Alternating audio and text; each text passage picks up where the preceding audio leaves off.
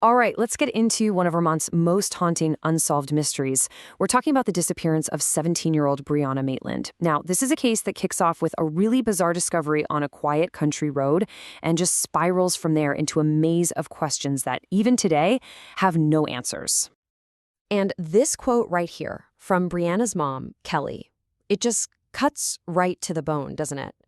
It's all about a single photograph that came to define this entire case, a picture that gave her this gut-wrenching, instinctive feeling that something was deeply, terribly wrong. So the whole mystery really starts with this single, strange image. A day after Brianna vanished, her 1985 Oldsmobile is found. But it's not just pulled over to the side of the road. No, it's bizarrely backed into the side of this old, abandoned building called the Dutchburn Farmhouse. The scene was just off. It was unsettling, and it immediately begs the question, where is the driver? To even begin to understand what could have happened, you first have to know who we're talking about. Who was this 17-year-old girl who was supposed to be behind the wheel of that car? You know, Brianna's life, like a lot of teenagers, hadn't been a perfectly straight line. She'd had a bit of a rough patch. The year before she went missing, she moved out of her family's house to be a little closer to her friends and, ended up dropping out of high school. It was a tough time for her, for sure, but that really wasn't the end of her story. Actually, it was quite the opposite. She was really starting to build a new future for herself. She was independent, She was working 2 jobs to support herself. She had just gotten her GED, and she was already talking about going to college. This was not someone who was running away from life. This was a young woman who was gaining momentum, which just makes her vanishing all the more baffling. So let's try to piece together the timeline of her very last known day, Friday, March 19th, 2004. The day started out on a real high note. I mean, she passed her GED test, she celebrated with her mom, but then there was this weird shift. Her mom remembers being outside a store with her when Brianna saw something, or someone, that left her visibly tense, shaken up, and agitated. Later that evening, she left a simple note for her roommate, went to her waitressing shift, and clocked out just after 11 at night. And this is the last confirmed sighting of Brianna Maitland. Her co-workers at the Black Lantern Inn watched her get into her Oldsmobile, all by herself. They even asked her to come grab dinner with them, but she said no, that she was just too tired and had to get up for her other job in the morning. She was just supposed to be heading home. Okay, so now let's go back to that really haunting scene at the farmhouse and take a closer look at the bizarre evidence that was left behind. The scene at the car was just a mess of contradictions. I mean, it's found just a mile from her job.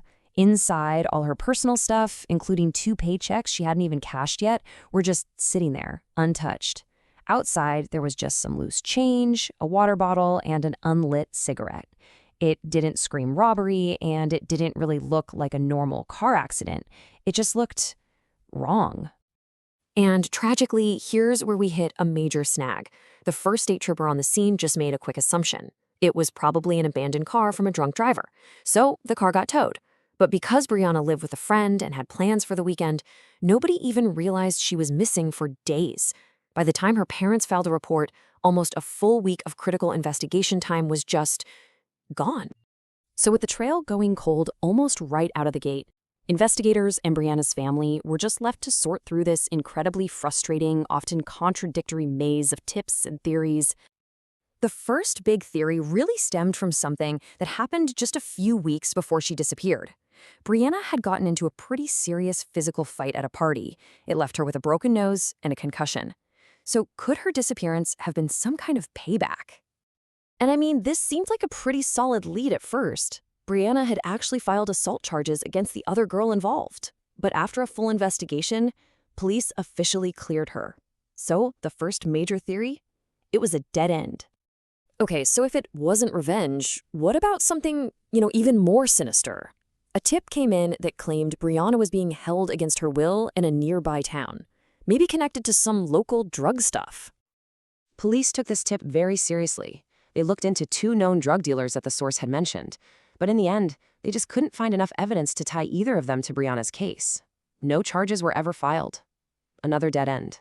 So this brings us to a question that always seems to pop up in cases like this. could it be connected to other disappearances, and specifically a really high-profile one, the disappearance of college student Maura Murray, which had happened just a month before and only about 90 miles away? I mean, the timing and the geography, it's definitely eerie, right?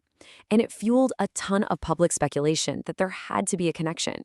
But investigators have looked into it, and they've been very consistent.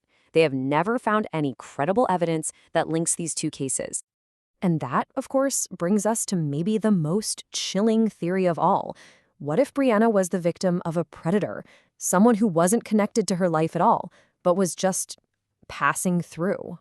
The name of serial killer Israel Keyes, who was known to be active around that time, was brought up as a possible suspect.